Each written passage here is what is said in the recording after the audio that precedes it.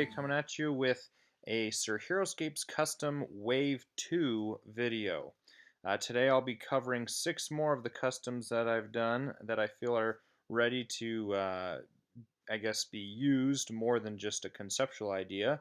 Again, I've got lots and lots of customs that I'm working on and trying to perfect and to edit and get ready for just playing with. Some of them I've submitted to the SOV as I feel they are a good addition to the canon of Heroscape. But the ones today are more for fun.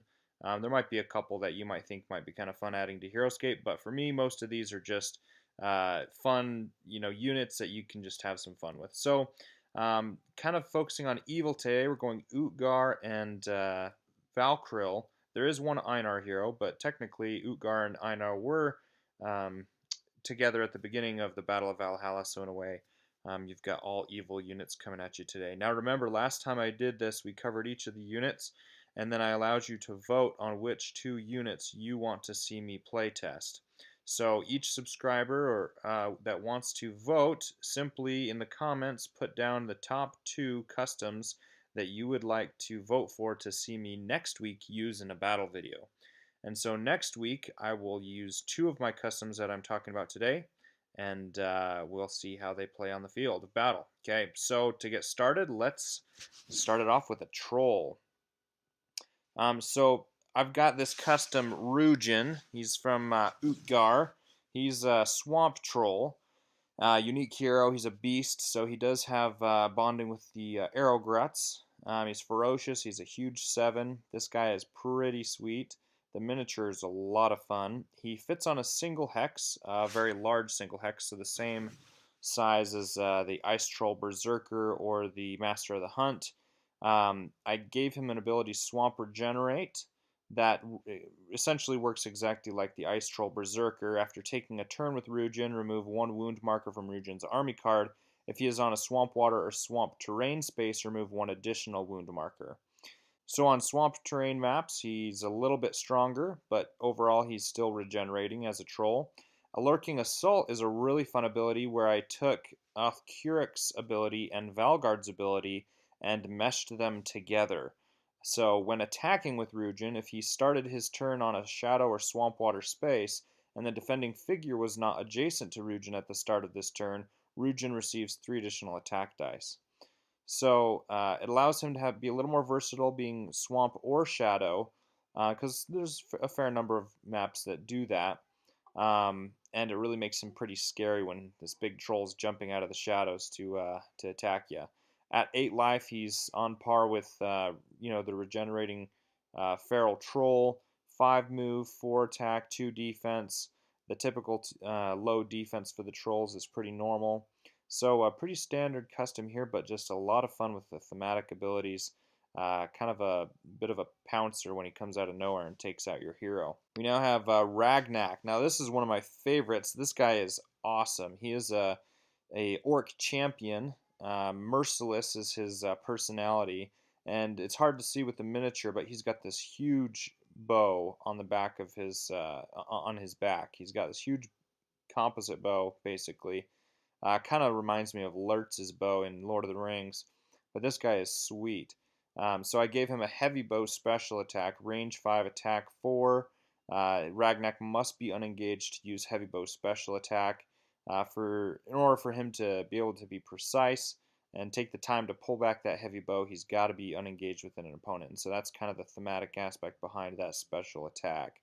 War Chant is a really fun ability that I think is depicted in his miniature. He looks like he's kind of commanding or ushering in the orcs to attack. So instead of attacking, you may reveal an X order marker on this army card to activate War Chant for the rest of the round. While War Chant is in effect, all orcs within 2 clear sight spaces of Ragnak receive an additional attack and defense bonus. Now, for those of you that have played Battle for Middle-earth, the computer game, I actually have that computer game, and I'm pretty sure this is a special ability from that computer game where during the game you can create a war chant, and it gives your orcs bonus attack and defense. And so this is kind of that ability shown here with Ragnak. His ability to buff the orcs around him makes him a unit you want to keep safe, but with his high attack and survivability at 6 life, it makes him also someone you want to try and get in engagements as well. So that's Ragnak for you. We have used him before, and he is a fun unit. Definitely makes the Grut armies quite fearsome. All right, Bolg the Collector. Totally fits Valkyrie. We've got him as undead. He's a unique hero. He's a fiend, and he's also relentless. So he does bond with Death Knights, and rightly so. This guy is all about the dead. His two abilities are very thematic and for his miniature, and actually pretty exciting. A lot of fun behind him. So I'll go ahead and read them. Collect the dead. Anytime a small or medium figure within 4 clear sight spaces of Bolg is destroyed, again that's any figure, destroyed by a normal attack, you may immediately place Bolg on the space the figure previously occupied. Bolg will take any leaving engagements. Once Bolg is placed, add 1 black corpse marker to this army card. There may only be a maximum of 2 corpse markers on this army card. Bolg may not use Collect the Dead if he already has 2 corpse markers on this army card, or if the destroyed figure was more than 3 levels above or below his base. Now, it took me a while to get this ability to read properly, but essentially what happens is he's a kind of a standalone hero out on the battlefield collecting the dead. As he's picking them up, it doesn't matter whose it is, opponent or ally, he goes and picks them up and you put corpse markers on his card. Now, Corpse Shield is his ability that involves that first ability. So anytime Bolg receives 1 or more wounds, you may remove up to 2 corpse markers from this army card. For each corpse marker removed, ignore 1 wound. So he's kind of a stat beast tank at 6 life, 5 move, 5 attack, 5 defense. He's rightly placed at about 150 because of his survivability, but that Corpse Shield ability really makes him an interesting opponent to have to fight. Essentially, he's just walking around the battlefield with corpses on his back, and then as people try to attack him, he just throws the corpse in the way instead, and it makes for some really fun gameplay. To just imagine this guy throwing the dead bodies of fallen foes or allies in front of him to take the damage, and so very much a Valkyrie unit and really fun to play. So that is Bolg the Collector.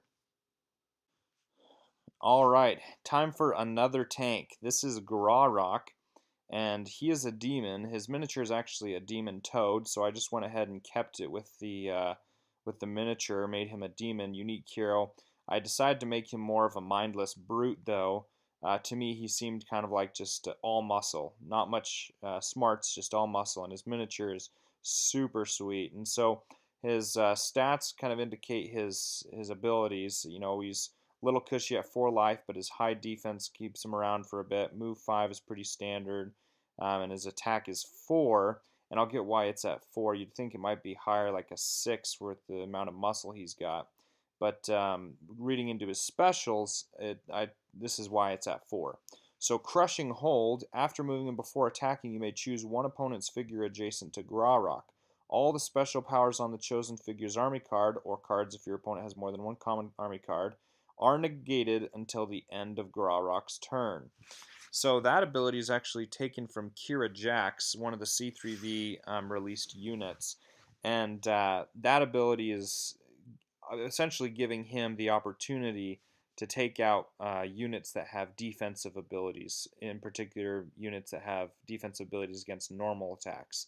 So you've got Warforged, you've got Ashra, things like that. His overpowering strength, though, kind of feeds off of that first special. When Graurock attacks an opponent's figure, compare Graurock's attack value to the defending figure's defense value. If Graurock's attack value is equal to or greater than the defending figure's defense value, the defending figure rolls 1 less defense die. So this is a really fun ability that I came up on my own. This is pretty unique, and I think it's fascinating to see this guy in play. I've used him before. Just the theme behind him, essentially being this mindless brute tromping around the battlefield. He's so big and strong, he grabs and crushes his opponents in his grip, and is almost wrestling them to the ground. So their abilities, their special abilities that would normally keep him safe, are not only negated, but if his attack is higher than their defense, if his attack is equal to or higher than their defense, then his strength just performs theirs, and then they're more likely to die. And so, even though he's a 1 attack figure with low life, It makes him really fun to, run around the battlefield just negating abilities and crushing units one at a time. At 100 points, I think he's pretty well priced just because, you blank once with that 6 defense and he can go down pretty quick. And he's still a fun unit to play, though. So that is Grarok. All right, and the Headless Horseman. Now, this is a really fun miniature. It's the Doulahan Rider or the Headless Horseman Rider. I can't remember, but a good miniature to pick up. Super fun. Fits on a singles base. In fact, all the units that I've covered so far are single-based units, and the last unit is single-based as well. But this is the Headless Horseman, and this is a very thematic card that I just had a lot of fun designing. He's undead, unique hero. He's a rider, and he's tormented, and rightly so. In his first ability, In Search of a Head, after moving and before attacking, the Headless Horseman may choose a small or medium figure that he was not engaged to at the start of this turn and roll the 20-sided die. If you roll a 9 or higher, the chosen figure receives 1 wound. If the figure was not destroyed, the Headless Horseman must attack that chosen figure. So he's rushing up, and he's essentially has the ability to insta-kill squad units, and then get his head back, so to speak, right? Or if it's a hero unit, do a wound, and then he must attack. So this makes him a lot of fun. Fear-Stricken goes off of that ability where it says when a figure is targeted by In Search of a Head but is not destroyed, that figure rolls 1 less defense die when defending against the Headless Horseman's normal attack.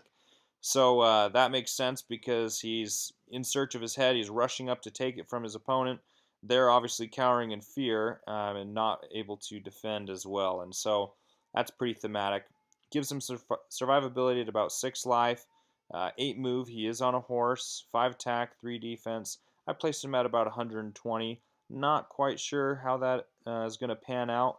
I do know that he only has 1 attack per turn, so with his 3 life, with his 3 defense, he might go down a little quicker than I'd like, but I put him at 120 because I felt like he was on point with a lot of other 120 point heavy hitters. And then Disengage I gave as an undead horseman. I felt like he was pretty swift and able to get out of engagements fairly easily.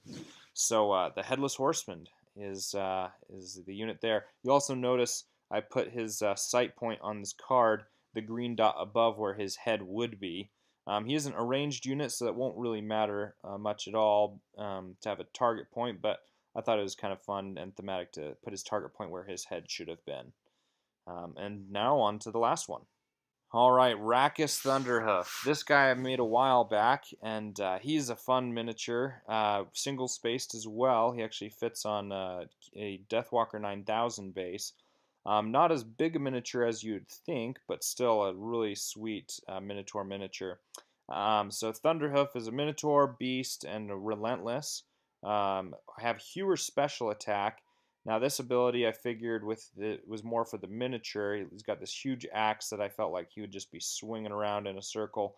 So I did an attack 4. All figures adjacent to Raucous are affected. Roll once for all affected figures, and they roll defense dice separately. Then I gave him Blind Fury. I felt like Minotaurs sometimes get in over their head when they're furious and just trying to charge and take out whoever's in front of them.